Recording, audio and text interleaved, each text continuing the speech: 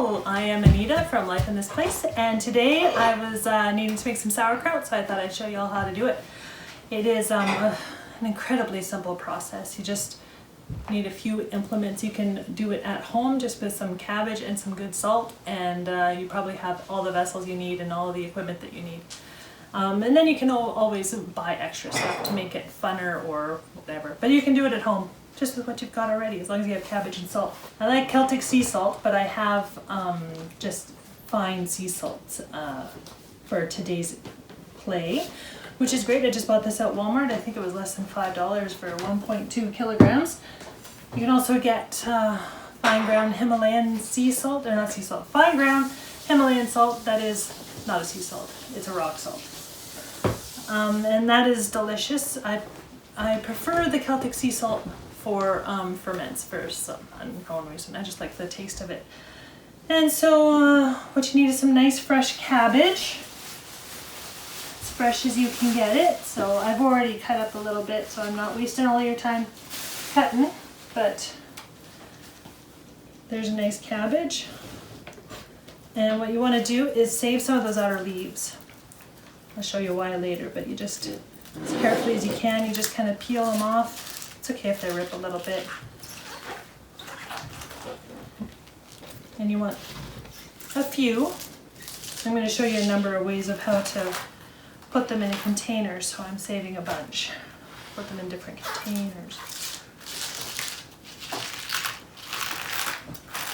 And that should be more than enough. And there you are. So I'm going to put this one back for now. So for each pound of cut cabbage, I'm just cutting it with a knife. You're more than welcome to use a food processor if you have one. We actually have one, but we prefer the texture and we prefer our sauerkraut just hand cut. And I have this scale, and I do all of my ferments by weight, not by like tablespoons or whatnot, because salt can come in so many different sizes, and so if you use a tablespoon of coarse rock salt compared to a tablespoon of fine rock salt or fine salt, you're going to have a huge difference in how much salt you have used. And so for each pound of cabbage, I'm zeroing out first my my scale, so it's now reads having this on it as 0. For each pound of cabbage, you want to use 5 to 6 grams of salt. Oh, that'll learn me. I have it in grams because I was measuring the salt. So you have to make sure that you're on pounds when you're measuring your cabbage. And cabbage is always so much fun to cut. On a sharp knife, strong back, and then I just cut it into, 1/4 inch maybe slices.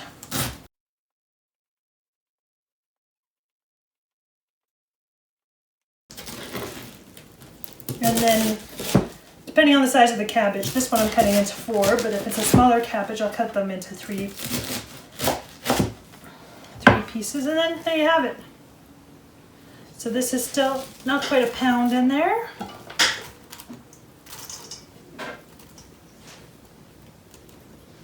And there's a pound.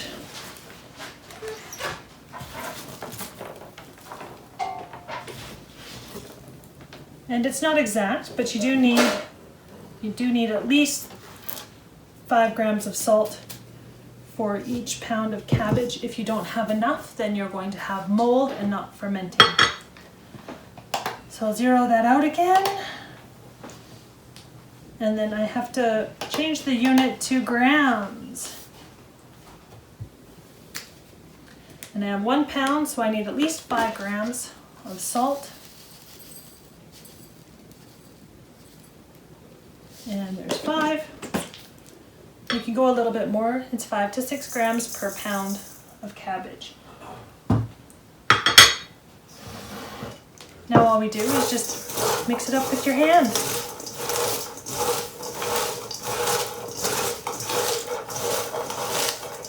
What you're trying to do is work that cabbage, or work the salt into the cabbage. And then the force of your hand is just kind of bruising the cabbage a little bit, and the salt in that bruising is going to release moisture. There are many ways to do this. I also have a wooden pounding implement. It's just wood with a big base, and I just pound at it. That's the kind of thing that's traditionally used, or your hand. See, it's already getting wetter. I have been very lazy and just mixed in the salt, covered it with a towel, and walked away for an hour. Come back and there's lots of juices. You can do a combination of a little bit of rubbing like this and the waiting, then putting a towel over it and waiting for a while.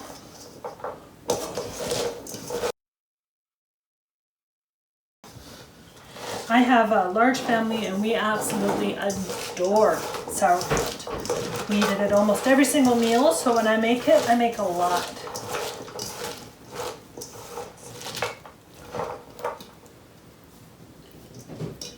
Yeah, make sure your hands are clean too. And so I have, there's a number of different vessels that you can ferment in. I have one of these big crocks, and they are a lot of fun. And you just put your cabbage and salt mixture in there. These are stone weights. So the cabbage and salt mixture is in there. Then you use the cabbage leaves to kind of tuck it around and make sure everything is kind of a unit. And then you put the stone on top. That stone presses down on the cabbage and helps to release the juices, but also helps to keep the cabbage under the liquid. You need your cabbage to remain under the liquid that is released. And then this is the lid that goes on top. I really don't trust it. I'm really nervous about fruit flies and stuff getting in, so I always put a piece of saran wrap or something on there too. Next time I do it in here, I'm going to try a flour towel.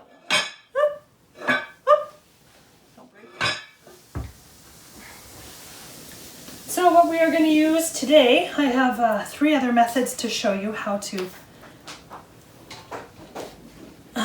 ferment them, in which kind of vessels. This was 3 pounds that I mixed up just before the video, so I'm not busy cutting and cutting and cutting for you. And so now I have 4 pounds of cabbage, and in there is 20 grams of salt.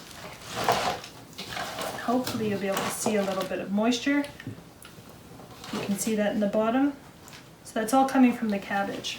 If you pick it up, sometime there.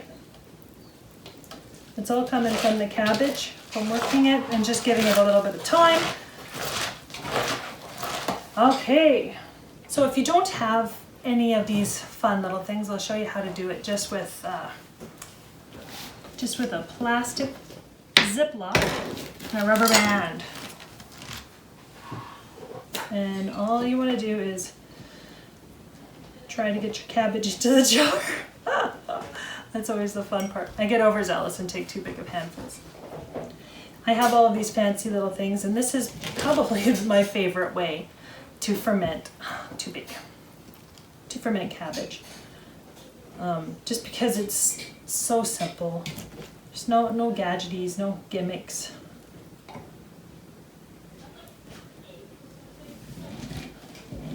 And you want to push that down, get it packed in as solidly as you can.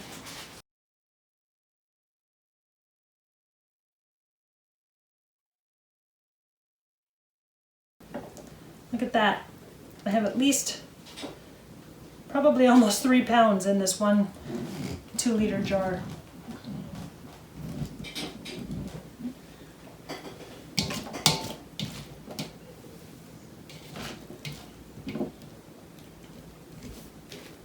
And I make a mess. Once you have it in your jar, about 3/4 full, you'll notice that there is a little bit of moisture coming out of the cabbage in the bottom there. Now what you might have to do is make a brine. That's a salt and water mix, is a brine. And for cabbage, the brine is 5 grams of salt to each cup of water. And you just want to make sure that you can get all of that cabbage submerged under the liquid. Now I will sometimes let it ferment for a day before I add that brine, just because I like the cabbage self-brining, because there's just so much moisture in it. So I'm going to wait a day to do that, but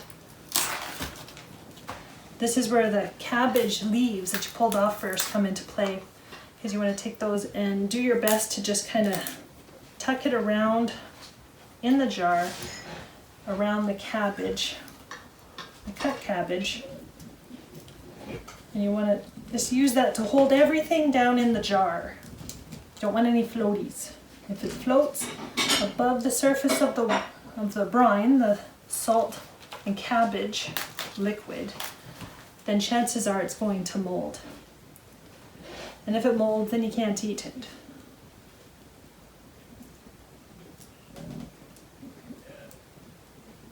There we go.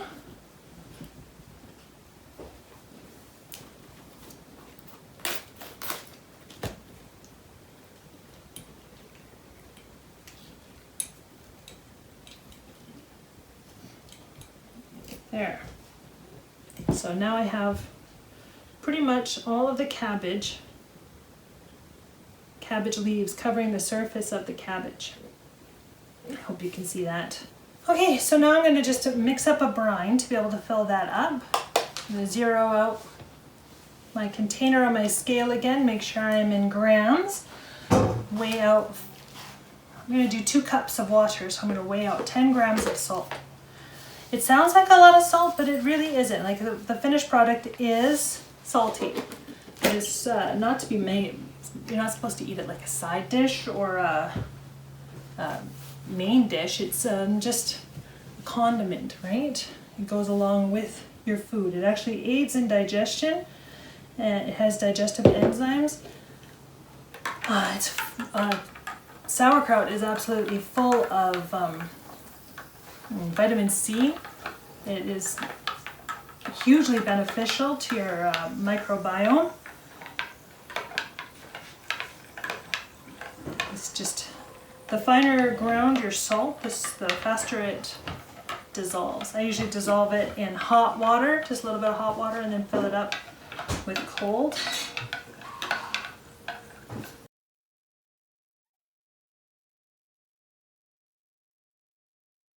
It's also an absolutely awesome way to preserve cabbage. It will stay it will keep in a cold space for 6 months. Refrigerator temps. Okay, there we go, and I'm just going to pour that over my cabbage, my soon-to-be sauerkraut.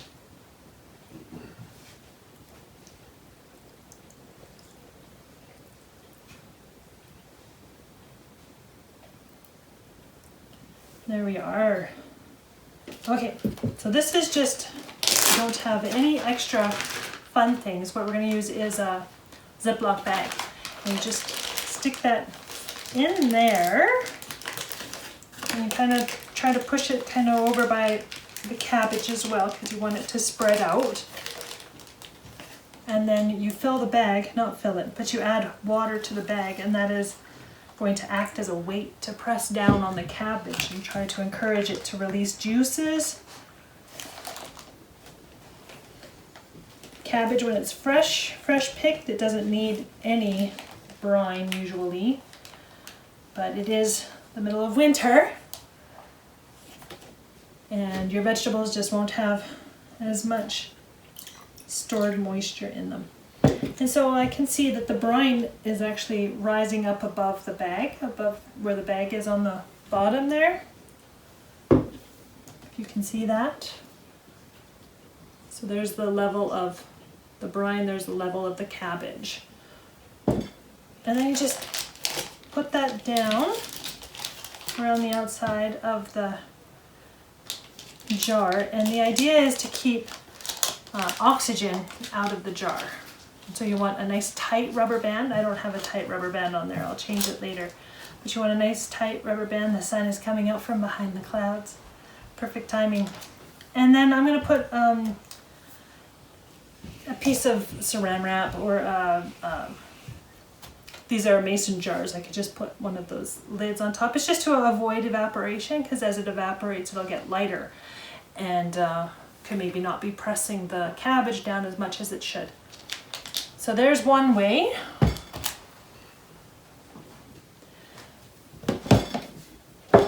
These other two ways are pretty much the same with, oh, I did it again. Too much cabbage.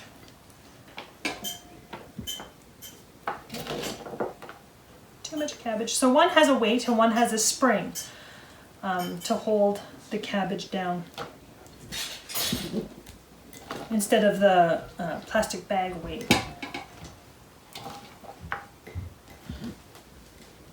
And so a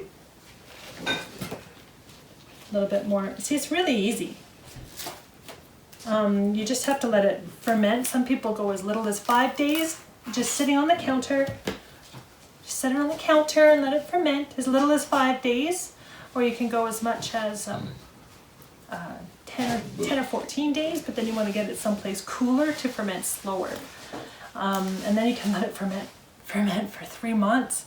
And it depends on how sour you like your sauerkraut.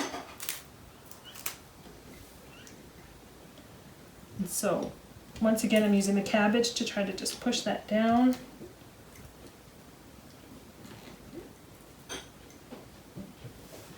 Keep all of the edges are a little bit dry.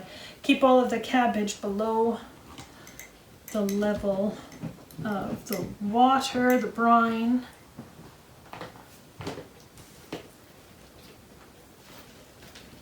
Finding a good one.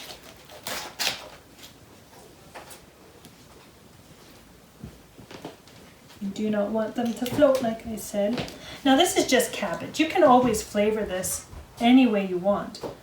Traditionally, I think it's caraway seeds that are put in, but it's really good with garlic, or you could put some onion in there. If you put some garlic in there, it just really ups the immune benefits. I'm going to put what's left of my brine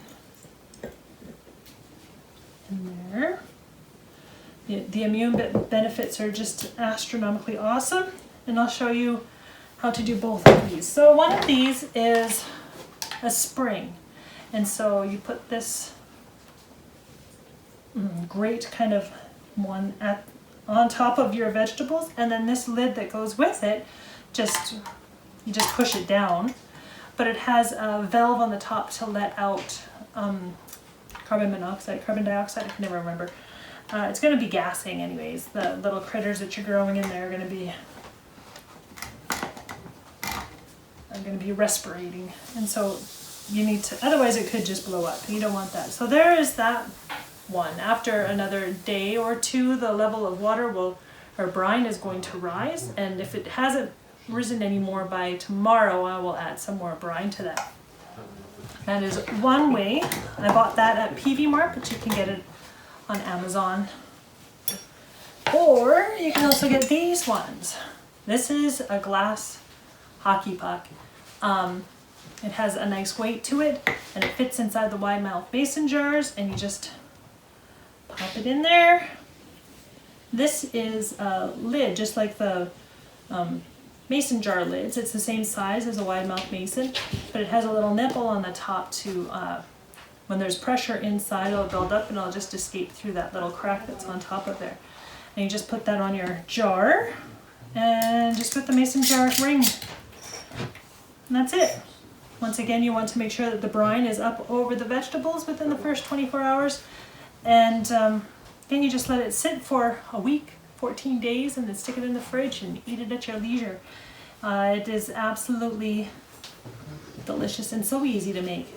I have been very wordy, but I can usually make it a lot faster than me talking about it. But it's just a matter of cutting vegetables and mixing it with salt, easy as can be. So I'm going to give you those those measurements again. So for each pound of cabbage, you want 5 to 6 grams of a good salt. You don't want table salt. You don't want salt that has iodine added to it. You want a good salt, like a pink Himalayan or Celtic sea salt. And then if you need the brine, it's 5 grams of salt per 1 cup of water. That's it. Thank you.